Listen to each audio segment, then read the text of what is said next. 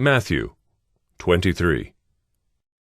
Then Jesus said to the crowds and to his disciples, The scribes and the Pharisees sit on Moses' seat. So practice and observe whatever they tell you, but not what they do. For they preach, but do not practice. They tie up heavy burdens, hard to bear, and lay them on people's shoulders, but they themselves are not willing to move them with their finger. They do all their deeds to be seen by others, for they make their phylacteries broad and their fringes long, and they love the place of honor at feasts, and the best seats in the synagogues, and greetings in the marketplaces, and being called Rabbi by others. But you are not to be called Rabbi, for you have one teacher, and you are all brothers. And call no man your father on earth, for you have one Father who is in heaven. Neither be called instructors, for you have one instructor, the Christ. The greatest among you shall be your servant. Whoever exalts himself will be humbled, and whoever humbles himself will be exalted. But woe to you, scribes and Pharisees, hypocrites! For you shut the kingdom of heaven in people's faces. For you neither enter yourselves, nor allow those who would enter to go in. Woe to you, scribes and Pharisees, hypocrites! For you travel across sea and land to make a single proselyte, and when he becomes a proselyte, you make him twice as much a child of hell as yourselves. Woe to you, blind guides, who say, if anyone swears by the temple, it is nothing. But if anyone swears by the gold of the temple, he is bound by his oath.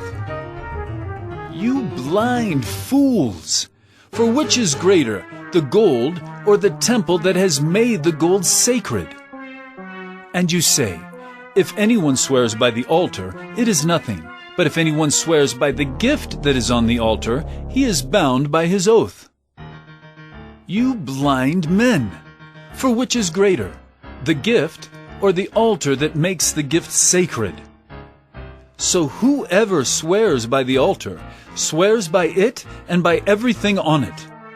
And whoever swears by the temple swears by it and by him who dwells in it. And whoever swears by heaven swears by the throne of God and by him who sits upon it.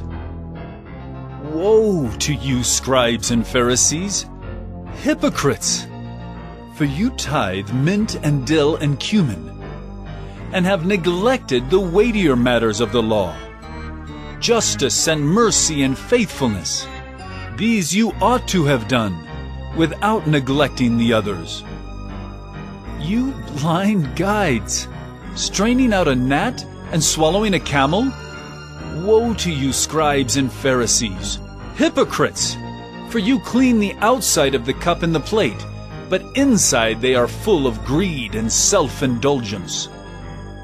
You blind Pharisee, first clean the inside of the cup and the plate, that the outside also may be clean. Woe to you, scribes and Pharisees, hypocrites!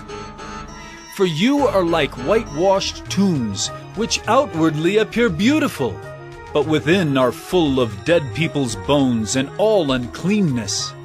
So you also outwardly appear righteous to others, but within you are full of hypocrisy and lawlessness. Woe to you, scribes and Pharisees, hypocrites! For you build the tombs of the prophets and decorate the monuments of the righteous, saying, if we had lived in the days of our fathers, we would not have taken part with them in shedding the blood of the prophets. Thus you witness against yourselves that you are sons of those who murdered the prophets. Fill up then the measure of your fathers.